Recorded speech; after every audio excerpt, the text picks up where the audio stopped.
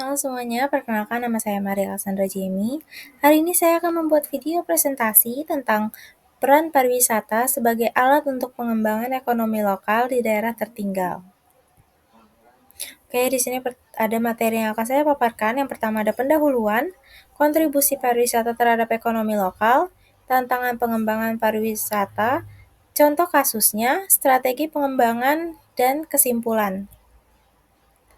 Oke, di pendahuluan, pariwisata memiliki peran penting dalam pengembangan ekonomi lokal di daerah-daerah tertinggal. Nah, daerah tertinggal itu apa sih? Daerah tertinggal adalah wilayah yang memiliki keterbatasan dalam aspek ekonomi, sosial, dan infrastruktur dibandingkan dengan daerah lain di suatu negara. Lalu di sini ada kontribusi pariwisata terhadap ekonomi lokal.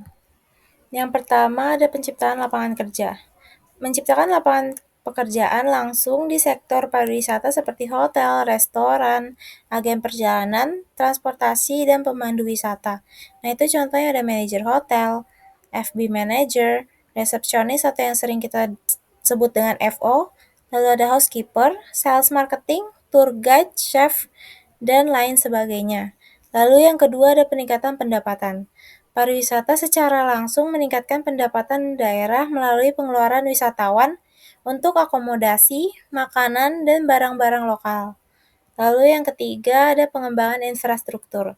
Pengembangan infrastruktur seperti jalan, bandara, pelabuhan, dan lain-lain. Infrastruktur yang lebih baik meningkatkan aksesibilitas bagi wisatawan, juga memperbaiki kualitas hidup bagi penduduk lokal.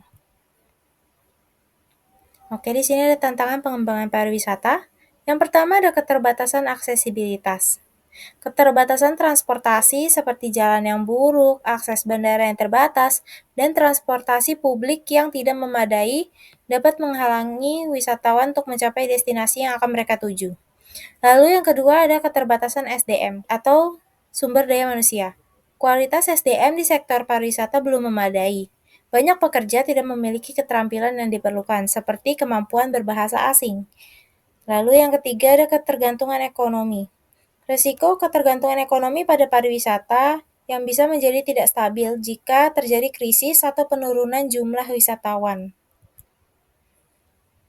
Lalu di sini ada studi kasusnya yang saya ambil itu Desa Serang Purbalingga. Di Desa Serang, pengembangan ekonomi lokal melalui sektor pariwisata telah berhasil memenuhi 6 aspek penting. Penelitian menunjukkan bahwa pariwisata berbasis alam di desa ini mampu meningkatkan aksesibilitas dan lokasi strategis untuk pengunjung, mendorong inovasi dan kolaborasi antara masyarakat dan pemerintah, menciptakan agenda berkelanjutan untuk kegiatan ekonomi lokal, memberikan fasilitas pengembangan dari pemerintah kepada masyarakat dan bisnis lokal, lalu ada mengelola pariwisata secara mandiri melalui badan usaha desa yang profesional.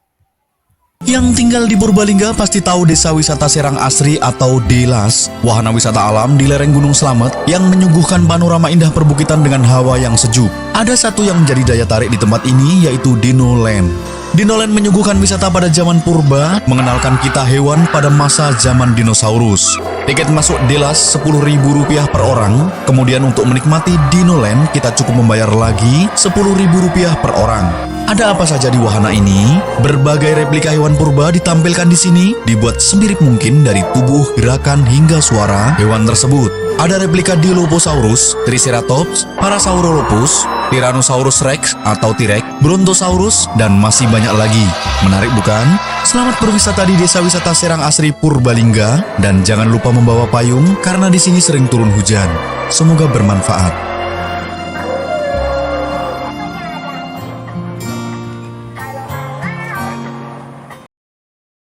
Nah, tadi itu adalah video dari Desa Serang di Purbalingga. Lalu di sini ada strategi pengembangannya.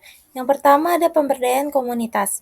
Melibatkan masyarakat dalam pengembangan pariwisata agar mereka dapat merasakan manfaat secara langsung dan berkontribusi dalam pengelolaan destinasi. Lalu yang kedua ada kemitraan. Kolaborasi dengan sektor swasta mendorong investasi dari pihak swasta dalam pengembangan fasilitas wisata dan kegiatan promosi. Lalu yang ketiga ada pembangunan infrastruktur dan akomodasi. Pembangunan dan pemeliharaan infrastruktur yang mendukung aksesibilitas dan akomodasi untuk menunjang kenyamanan. Oke, di sini ada kesimpulannya. Sektor pariwisata memiliki potensi besar untuk menjadi pendorong utama dalam pembangunan ekonomi lokal di daerah tertinggal, asalkan dikelola dengan baik dan melibatkan semua pihak terkait secara aktif. Sekian dari saya, terima kasih.